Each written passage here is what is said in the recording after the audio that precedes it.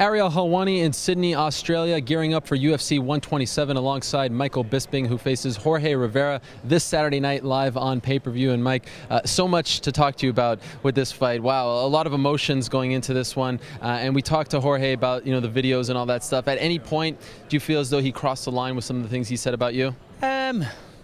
I mean, it's up to him what he does and how he behaves. I believe he's behaving inappropriately. We're fighting in the premier mixed martial arts organisation in the world, and he's kind of acting like a bit of an idiot. But that's his lookout. I just focus on what I'm doing. He's selling his soul for the sake of a few YouTube hits. The guy's 38 years old, and he's kind of acting like a moron. So, I mean, I'll leave him to it. I mean, yeah, maybe he crossed the line a little bit on occasions. He's making fun out of me because I'm English. He's like, get over it, come on, I've got an accent, I come from a different country than you, big deal, the world's a big place. And some of the things he said I don't really agree with, but if that's what he wants to do, that's fine. If he wants to make fun out of me on the internet, that's fine, because I'll be the one laughing come Saturday night. Were you at all surprised when this started, considering the fact that he's 38, that he's been around the sport for so long, not known to be a trash talker, that he went this route? Yeah, I was completely surprised, to be honest. I've met him a couple of occasions in the past and always found him to be a decent enough guy. Never had a problem with him, never had any run-ins with him as such, and completely out of the blue, right from the get-go. It wasn't just these videos. Right from the start, he was using profanity when it came to me and saying things, what he wanted to do to me and this and that, and I was a little surprised. I couldn't believe it. And then his manager weighed in on the situation, and now it seems like his coaches and everybody around him, his sponsors, everything, are all weighing in on the situation, and they certainly have got nice things to say about me. I mean, it's a professional sport. I don't believe they're behaving like professionals. But that aside, there's a bit of trash talk, whatever. But there's no reason for this. If he's got something to back it up with, a real gripe or an issue, then fair enough. But he's just doing it for the sake of trying to generate hype, and it's quite transparent. As I said, I'm just trying to rise above it all. I'm trying to be a professional athlete, get on with my training, and leave him to the nonsense. So you don't believe that he has any legitimate beef against you? It's just him trying to stir the pot, so to speak. No. I've never had more than a few words to ever say to the guy. I find him quite boring. I wouldn't really want to talk to him. Yeah, he's just stirring this up for the sake of stirring it up, which is fine. He's trying to generate hype, which is good. He's certainly got me more focused. I'm certainly more interested in the fight. I can't wait to fight him. How hard has it been to bite your tongue throughout all this? Not too hard. I'm 32 years old the day after this fight. I'm growing and maturing in the sport as a fighter and a person, and I've got 3 kids. I'm trying to handle myself with a bit more dignity these days, and yeah, so to answer your question, it's not been hard. I'll leave him to make a fool out of himself, and I'll try and focus on the job at hand. The most interesting thing about this whole situation, in my opinion, has been that it involves you, because it almost seems as though there might be this double standard in the way fans perceive you, because let's just say you were coming out and making fun of him and Americans and his accent. Sure. It would be, there goes Michael Bisping, the pompous guy. So are you surprised that even, with him making fun of you, people aren't sort of siding with you and saying, look, Mike hasn't said anything leading up to this fight? Yeah, well, listen, I mean, I've come to terms with the fact that regardless of whatever I say, it's going to get twisted, taken out of context, and people are going to, say malicious things about me. I don't lose any sleep over it. I'm happy with myself, my family, my friends, my team, people closest to me, they're all happy.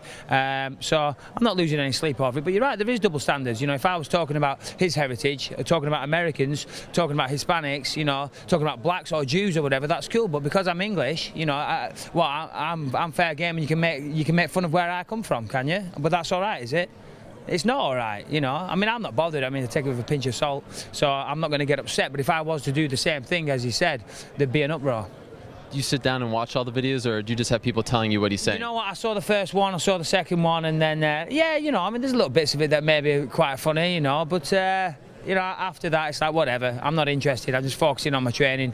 I know that sounds like a cliche, but it is true. I'm just trying to stay focused for this fight and do what I've got to do to win. Other than winning your 3rd fight in a row, what does Michael Bisping have to gain from beating Jorge Rivera? Well, pride, respect. I need to teach this guy a lesson. He's massively underestimating me, as usual. People seem to do that. been very, very insulting towards me as a fighter, and I take that seriously. You know, I mean, I dedicate a lot of time and effort, and you know, this is my career. Just like, you know, your career as a journalist. If someone was attacking you so venomously, you know, you'd be upset and want to prove a point. And the same with me as a fighter. You know, I dedicate my life to this, and you know, he's him and other people around him. You know, they're making slanderous remarks and this and that. So yeah, you know, I want to teach him a lesson. Obviously, I want to win the fight. I want to get paid and move closer towards a title shot. But I also want to put him in his place and make an example of him. Do you feel as though you're suffering a bit from the John Fitch syndrome to compare to someone else on this card, where you're winning fights, you're beating top guys, but because you're not finishing them, people are always saying, well, he's not yet ready to compete with the title contenders? I'm not sure about that. It's not something I've thought about too much. You know what I mean? I've just got to keep doing what I'm doing. I mean, that's up to the UFC. I think if I beat Jorge Rivera, one more good win in the summertime, that should, you know, put me in line for a title shot. Obviously, that's down to the UFC, and we'll see what their thoughts are about that. But yeah, I think if I do a good job on Jorge, which I'm planning on doing, and then take out, you know, a top 5 guy in the summertime, I think I can definitely stake my claim at a title shot. And just curious, I know you don't concern yourself with this stuff, but in terms of the fan reaction on Sunday, Australia and England have sort of a sporting rivalry. Sure. Are you going to be the fan favorite, in your opinion? I don't know. You know, I'd like to think so, but judging by last time, maybe not. You know, the Australians weren't too kind.